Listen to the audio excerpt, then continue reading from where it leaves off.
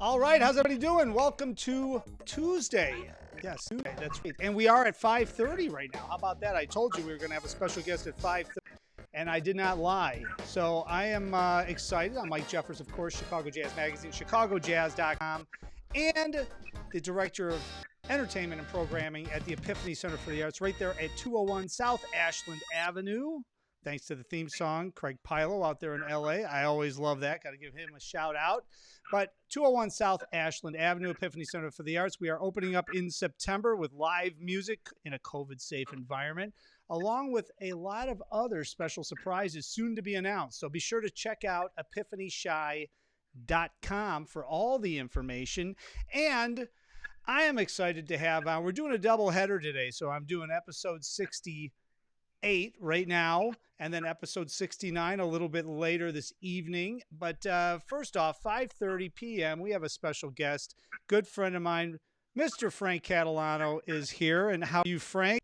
Doing good. Good to see you, Mike. Yeah, well, I wanted to have you on because I know we've been trying to connect, and both of our schedules have been nuts, but also you've got some performances coming up at Andy's Jazz Club, and I know you're close with all of the different jazz clubs here in Chicago, so it's an exciting time that they're finally opening back up in a COVID-safe way and allowing to have live music happening. And I know you've been friends with the owners over there for many, many, many, many years, and I know you've played there many times. So I'm glad that you're going to be doing 3 nights. So you're going to be there Thursday, Friday, Saturday at Andy's Jazz Club, 11 East Hubbard.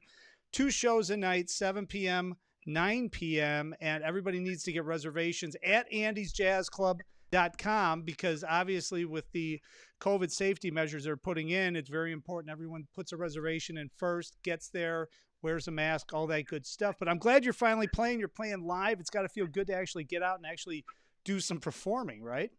Oh, totally. Because I'm used to playing, 300 shows, at least 250 shows a year, and 4 months with no concerts. My brain is kind of melted on me, I think. So, hey, I don't know what to say except for I'm real excited about Thursday, Friday, and Saturday this weekend. Andy's. And yeah, I always love playing at Andy's. I haven't played there too much the last couple years.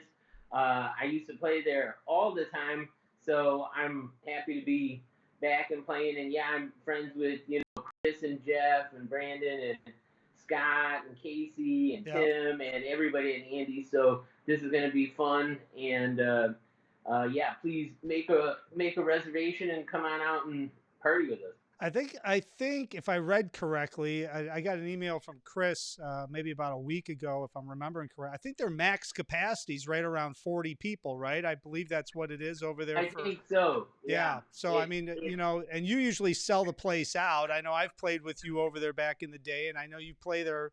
Every time you play there, there's, what is it, like 150 people there usually. It's like packed during normal times. So, I mean, you want to make sure you make a reservation, make sure you get there early so they can get in and all that good stuff. So the shows are 7 p.m. and 9 p.m., andysjazzclub.com. And of course, I have a link up right here underneath your Skype feed, catalanomusic.com. So everybody can head over there too to find out more about Frank and buy all the recordings and see all the videos and everything else you have happening. But so before we move on to some other things, I mean, you're going to be there on Thursday, Friday, Saturday. Who's going to be playing with you? Is it a regular band or is it a quartet? We're just gonna do a trio, because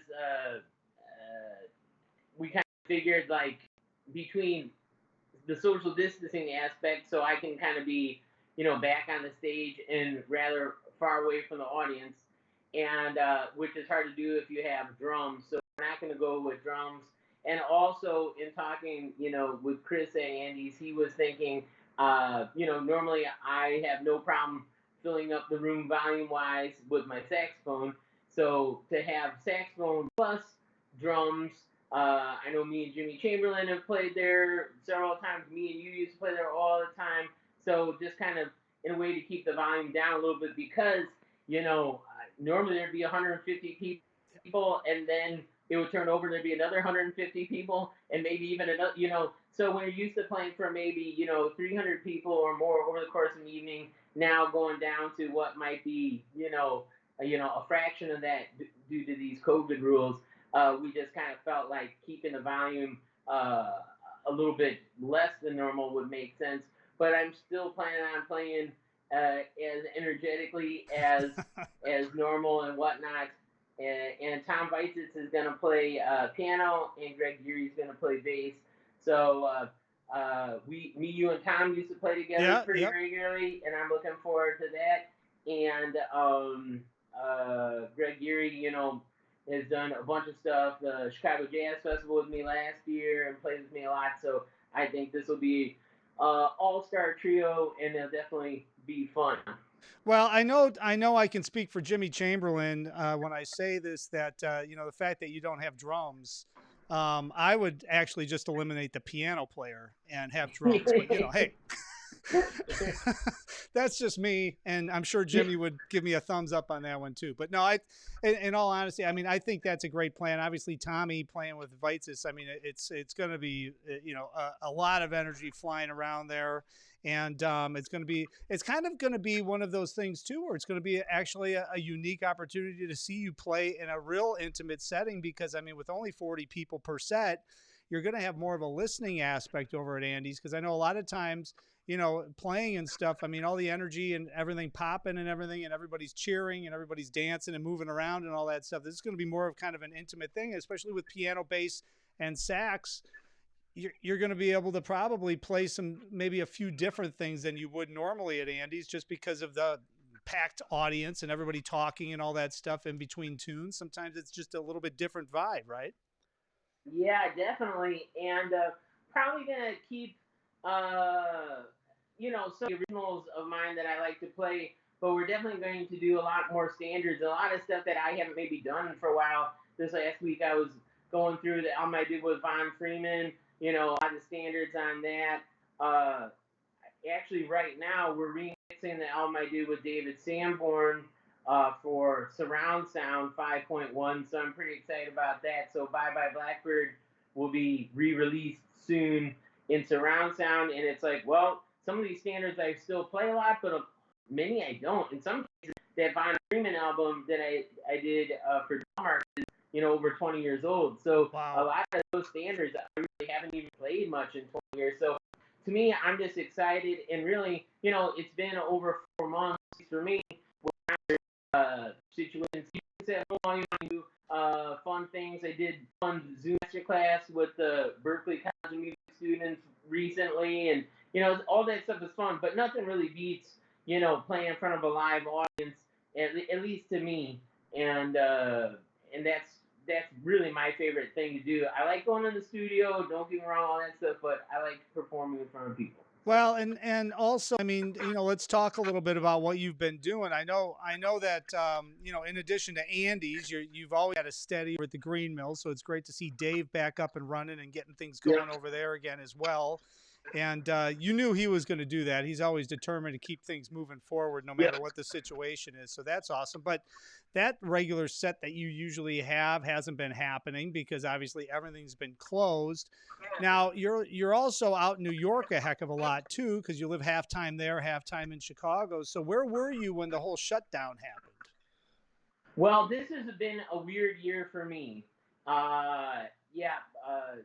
My wife and I bought our condo in Greenwich Village about 4 or 5 years ago, and have been spending a lot of time in New York. But I mean, between touring and Japan and Europe and the rest of the United States, I would say we're probably like a few days in Chicago, a few days in New York, and then for the rest of the month just on the road. And that stopped actually in January because I was playing at Birdland in New York, and a couple nice people came and rushed the stage and had some stuff for me to sign, and I missed the last step, and I rolled my ankle, and I broke my ankle. I knew it was hurting, and I was alternating sets with Kurt Elling's band, and I wanted to say hi to them and whatnot, so I pretty much left there. I got in the cab, I got home, and then my ankle was, by that time, probably the size of a cantaloupe. Then by, I would say, like, I don't know, 7 or 8 a.m., it was like the 7 o'clock. So my wife took me to the emergency room at Lenox Hospital there, which is normally walking distance is only 2 blocks from our apartment, but I couldn't walk. Yeah. And they're like, yeah, you broke it in 2 places. So they recommended a surgery, and I ended up talking to my friend Robert Gay, who used to play drums with me and who played drums on the Mighty Burner album. He's an anesthesiologist at Northwestern, and he's like, "Hey Frank, we need to get you back to Chicago, so my friends can look out for you." And Dr. Clicky, the ankle surgeon, made sure to take good care of me. And I really wanted to get healed up by mid-March because I had a tour that started in France at the end of March, and I was so excited. Of course, my ankle was actually good enough to walk and do stuff with, which is rare. But then COVID had come back and all the concerts had been canceled. I was actually back in New York playing some concerts the 9th, 10th of March. I went Mm-hmm. out on the 11th with my friend Andrea that runs the Dario Woodwinds, and they make my saxophone reeds. And my birthday is March 12th. So she was taking me out for my birthday. And sure enough, like at about like 9, 10 o'clock on the 11th, they had issued the travel ban.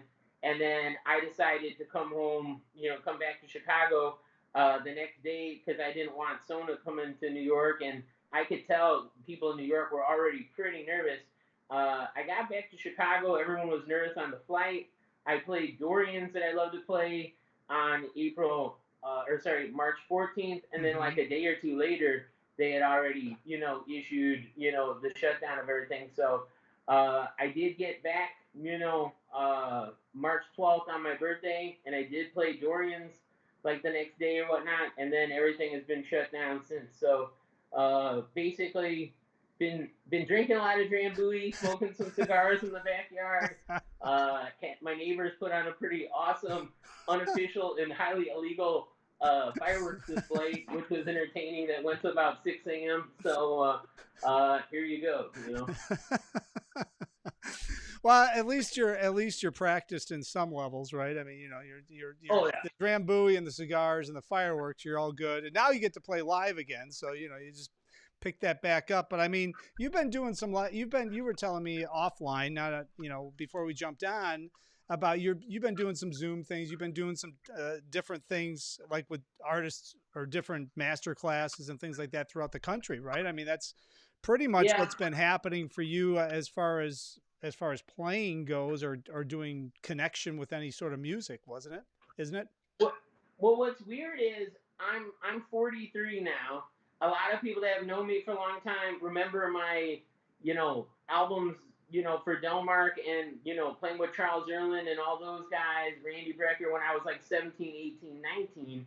So even though I'm 43, I still have a lot of people that are a little bit older than me that somehow still think like maybe I should be like 21 or 22 instead of 43. So it is funny that all this time has gone by crazily fast.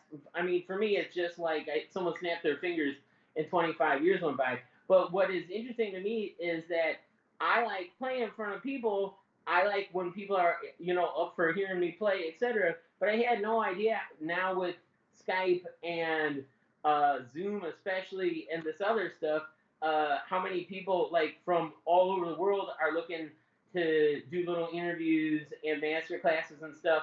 And I feel like I like being face to face with people, and I like doing master classes and concerts and clinics in person. But right now, especially with COVID and just trying to stay safe, I do feel like it's been a fun way to still connect with people and do stuff and talk about music and past stuff and about all the cool future concerts that are going on because I did enter this year with a couple hundred gigs on the books and I was thinking like wow this is just going to be beyond awesome. I know no one was expecting to have to deal with all the stuff we've been dealing with and also my heart goes out to everyone that's sick. My father-in-law is 89, and he went golfing on 4th of July with his good friend who's maybe about 80, who got diagnosed with COVID yesterday. So Oh now I know that, like, man. as we speak, they're taking my father-in-law to the hospital to get checked out. He's not showing any signs, but being up there in age and whatnot, and he's in great shape for his age and a cool guy. But yeah, it's just scary stuff. And Wow. both of us, I remember we were talking last week, know plenty of people that have passed away of COVID. And I know, like, at first, myself included, I was thinking, like, oh, well, maybe this is getting blown out of proportion a little bit. But all you have to do is spend, an afternoon in New York to see how, serious it is. Right. Uh, in Chicago, I don't feel we've gotten hit quite as bad. Like, the intensity isn't there, but with numbers rising in other states and stuff, it's a scary thing. So I just say we all make sure to kind of roll with the punches and try to stay safe, and hopefully things keep opening up like they are, and that'll be a good thing. And then hopefully by middle of next year or beginning of next year, things will be more back to normal. I Yeah. don't know Right. if things are going to ever 100% get back to normal, but No, I think. I mean, you know me. I love giving people hugs. I volunteer out to street club all the time. Yeah. You give people hugs. I don't know if I'm gonna go back to hugging people like I used to. Meaning like ear hugs. I don't know. But if you just come up to someone and go like this, it doesn't really look like an ear hug. It looks like you're, trying to string. I don't know. I just Well, you know what though? I think that you're right on track, and it's interesting because New York is so much more dense than Chicago, but both cities and both states really just shut down completely, and they stayed shut down, and now we're seeing the benefits of us being so shut down that you're able to go play at Andy's, as opposed to if you look in the South where they didn't necessarily shut all the way down, and I think people didn't take it quite as seriously. They're seeing the ramifications of that. So hopefully everybody yeah, can chill out and wear a mask and be socially distant, and then you can have a good time. You just got to be very, very aware of your surroundings these days. But I know Chris and Jeff and everybody over at Andy's, everything's going to be safe. I know Chris has been doing some live streaming stuff before he was able to open yeah, back up, and I can remember talking to musicians, and he was very, very safe about letting even musicians into the place, making sure everybody was cool, everything was clean, everybody was socially distant. So I know playing over there this weekend, Thursday, Friday, Saturday for you is going to be great. It's going to be great for Andy's too. So hopefully everybody gets out there and you can sell out all those shows, because I know Andy's is struggling and they need to try to recoup some sort of cash flow from being shut. All these yeah, clubs, man, they close down, and that's their livelihood of having as many people as possible come through the door. So when this stuff happens, it's not good for the musicians, but it's also horrible for any club owner, any restaurant owner. So let's talk a little bit, because speaking of performances, and I don't want to, we'll have you back on before this happens, but I'm excited because you're going to actually be playing at the Epiphany Center for the Arts in the fall, September 17th, as part of our Sanctuary Jazz Night there on Thursday night. So that's going to be exciting. You got to come by the yeah, way, and check the whole joint out maybe next week. But yeah. what I'm else? excited. What else do you have happening in the near future outside of the Andes thing? Are you doing any live stream, or is there any releases coming out, or anything we should make sure everybody knows about? Yeah, I mean, there's going to be several live streams going on. Probably more for like Yamaha and Diodario, and for sure, I'm working on like a more formal video for Jody Jazz, Jody Espina, that makes my saxophone mouthpieces, and a cool guy, Daniel from Singapore, is kind of producing that video series, and I know we'll do a bunch of live streams next month in conjunction with that. And I was supposed to go to Singapore for some concerts that Daniel had lined up, so hopefully I get to do those next year. I know, I was supposed to do the Epiphany Center. I think it was May 7th, Yeah, we were talking about and doing it in now May. Yep. I'm glad that that's now happening because I'm really stoked about that. St. Charles Jazz Festival, I'm glad they asked me to headline that again, and I got a nice email about that last week. So glad that that'll be going on in September, and some other festivals and stuff. I was supposed to play Metropolis Performing Arts Center, but I know that's been rescheduled for or is being rescheduled for, I believe, the spring. Mm-hmm. So some stuff ended up being completely canceled, but a lot of stuff is being, rescheduled where it can. I think Sunside Club in Paris and a couple performing arts centers that I had in France.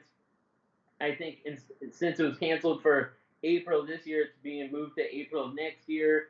I I do a lot of sitting in and jamming with the Violent Femmes rock band. I know I did Riot Fest with them last year, and I was supposed to do some, hopefully, a little more jamming this year. And stuff like the Red Rocks concert and all that stuff that was supposed to happen last month all is getting rescheduled to next year. So it seems like a lot of stuff is getting rescheduled. But I mean, the next few months are going to be pretty busy, even just with Andy's, Epiphany, the live stream things, St. Charles Jazz Festival, and I'm supposed to, I have my regular shows at Birdland in New York, which I love.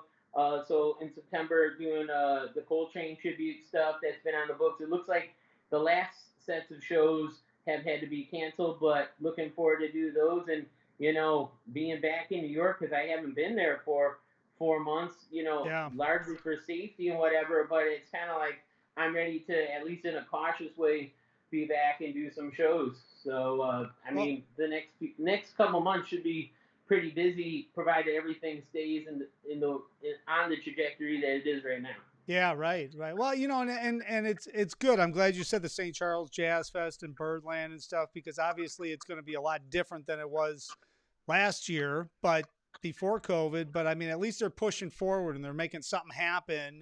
And if they make something happen and it works, which I'm sure it will, it'll just help to progress the entire music scene. So Yeah. that's the entire goal right now. But of course, everybody's got to stay safe. Everybody's got to stay socially distant in order for that to happen. So, all right. So we'll head everybody over to andysjazzclub.com.